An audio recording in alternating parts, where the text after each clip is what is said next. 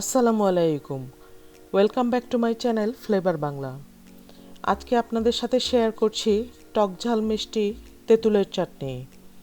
বিরিয়ানি, পোলাও, খিচুড়ি, দই বড়া, যে কোনো পাকোড়া, সিঙ্গারা সব কিছুর সাথে খেতে দারুণ লাগবে।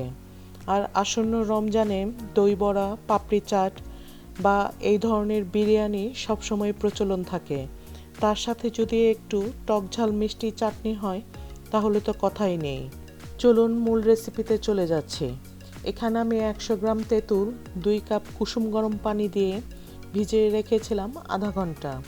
তারপর এভাবে হাত দিয়ে চেপে চেপে তেঁতুলের পাল্পটি বের করে নিচ্ছি। তেঁতুল এবং পাল্প যখন আলাদা হয়ে আসবে তখন একটি ছাঁকনির সাহায্যে তেঁতুলের পাল্পটি ও বিচিগুলো আলাদা করে নিচ্ছি। এই চাটনিটি কিন্তু একবার তৈরি করে 2 মাসের জন্য ফ্রিজে সংরক্ষণ করে রাখতে পারবেন। তারপর এখানে আমি একটি গুঁড়া মশলা তৈরি করে নিচ্ছি। এখানে 1.5 টেবিল চামচ ধনে নিয়ে নিয়েছি। তারপর এখানে 1 টেবিল চামচ মৌরি নিয়েছি। এখানে 1.5 টেবিল চামচ জিরা দিয়ে দিচ্ছি।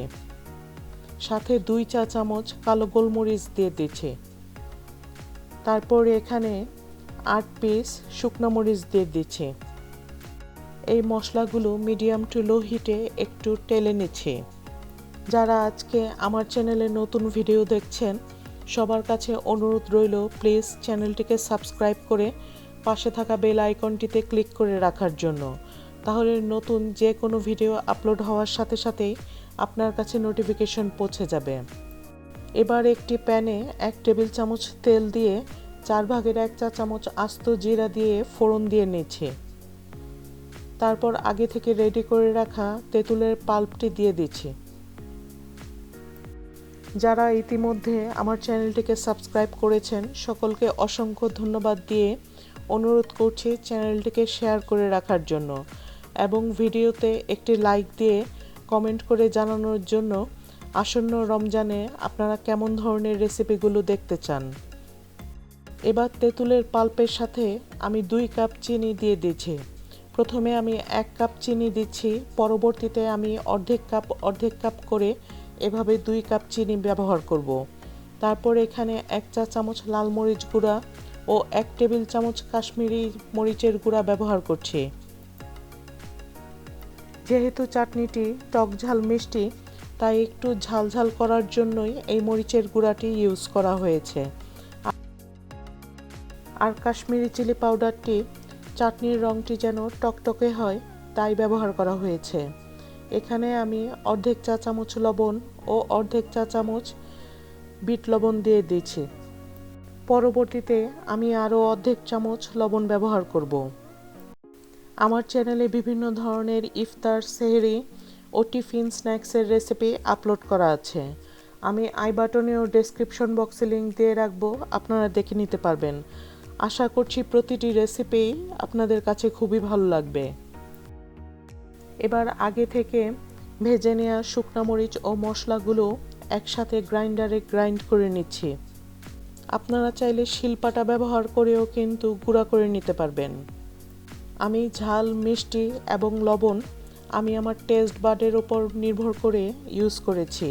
আপনি চাইলে ঝাল বা মিষ্টি কমিয়ে নিতে পারেন। আর লবণটা সাধারণত তেঁতুলের টকের উপর নির্ভর করে। তেঁতুল একটু বেশি টক হলে সেই তেঁতুলে কিন্তু লবণ এবং চিনি একটু বেশিই লেগে থাকে।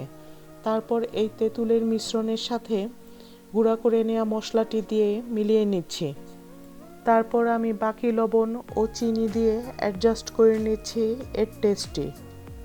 আমি সবসময় চেষ্টা করি আমার চ্যানেল থেকে সহজ, মজাদার ও আকর্ষণীয় রেসিপিগুলো আপনাদের সাথে শেয়ার করার জন্য। ডেসক্রিপশন বক্সে আমার ফেসবুক পেজ ও গ্রুপের লিঙ্ক দেওয়া আছে, আপনারা চাইলে জয়েন হয়ে নিতে পারেন। তাহলে সাথে সাথে এই রেসিপিগুলো আপনারা পেয়ে যাবেন।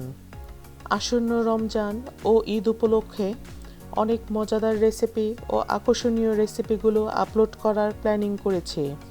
ইনশাল্লাহ ডে বাই ডে প্রতিটি রেসিপি আপনারা পেয়ে যাবেন।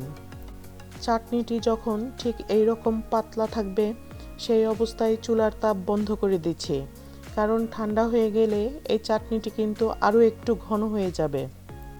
তো দেরি না করে এই রকম তেঁতুলের চাটনি এখনই বানিয়ে ফ্রিজে স্টোর করে রাখেন, তাহলে আসন্ন রমজানে দই বড়া, পাপড়ি চাট, বিরিয়ানি বা যে কোনো পাকোড়া ও ভাজার সাথে খেতে দারুণ লাগবে। সবার কাছে আবারও অনুরোধ রইল চ্যানেলটিকে সাবস্ক্রাইব, শেয়ার ও লাইক করে রাখার জন্য। আজকের মতো এখানেই শেষ করছি। সবাই ভালো থাকবেন, সুস্থ থাকবেন। আল্লাহ হাফেজ।